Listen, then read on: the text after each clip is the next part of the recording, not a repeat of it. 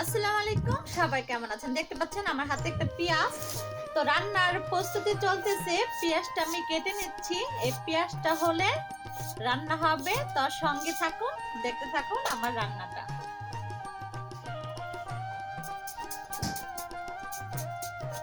তো পেঁয়াজ কাটাটা হয়ে গেছে। এখন টমেটো কেটে নেই, কিছুটা টমেটো দিব।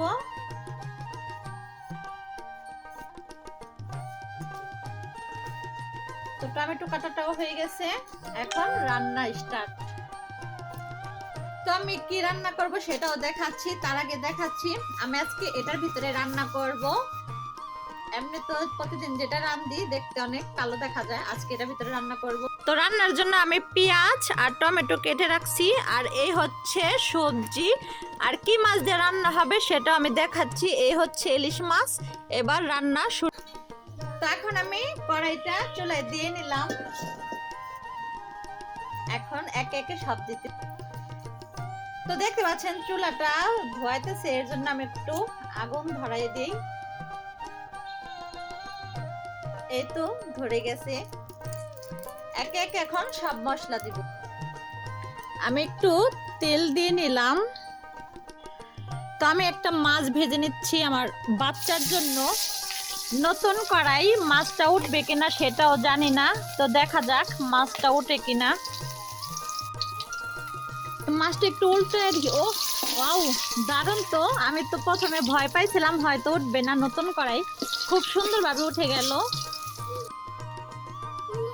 তো এখন আমি পেঁয়াজটা দিয়ে দিলাম।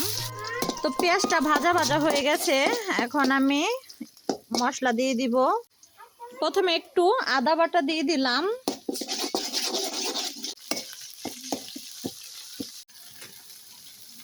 এখন দিব মরিচের গুঁড়া।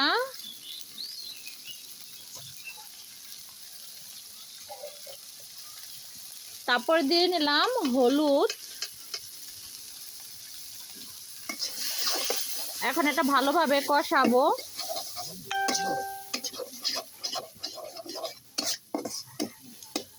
এবার দিয়ে দিলাম লবণ।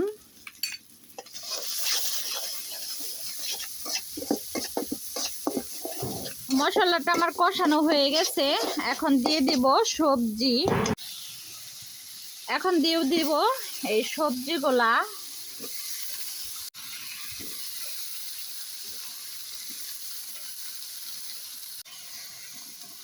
এখন এটা ভালোভাবে কষাবো।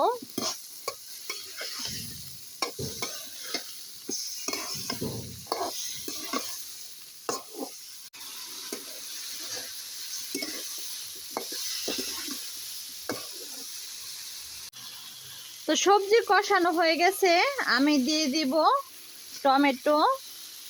এখন টমেটো দিয়ে একটুখানি হালকাভাবে নাড়া দিব।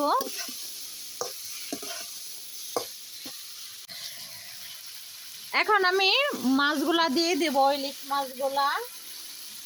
এই তো ইলিশ মাছগুলা দেওয়া হয়ে গেছে। এখন পরিমাণ মতো পানি দিয়ে দিব। এই পানিটা আমি দিয়ে দিলাম। পানিটা দেওয়া হয়ে গেছে।